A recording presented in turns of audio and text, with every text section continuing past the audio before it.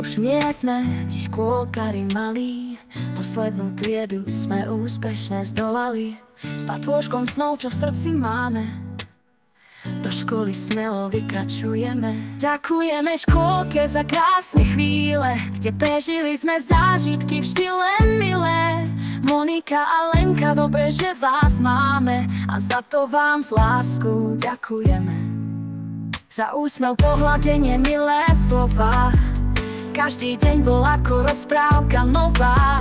Učili ste nás kresliť, skladať, strihať, aj keď sa nedarilo, vedeli ste nás chápať a dvíhať.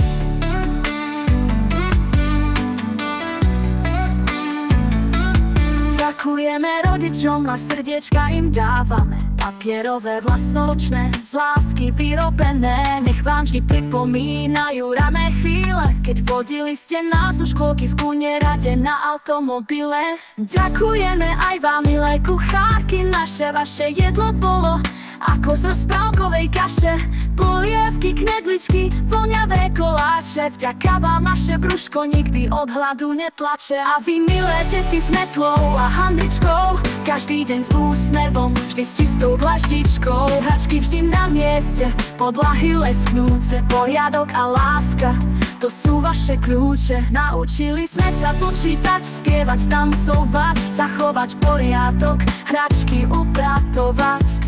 Poznáme farby, tvary aj zvieratka, vieme, čo je priateľstvo a čo je hádanka. Spievali sme, tvorili v bábkovom divadle, hrali pri každej príležitosti vystúpenie mali. Tak teda škôlka v srdci nám ostaneš na veky, my vyrážame do školy, lebo sme už veľkí.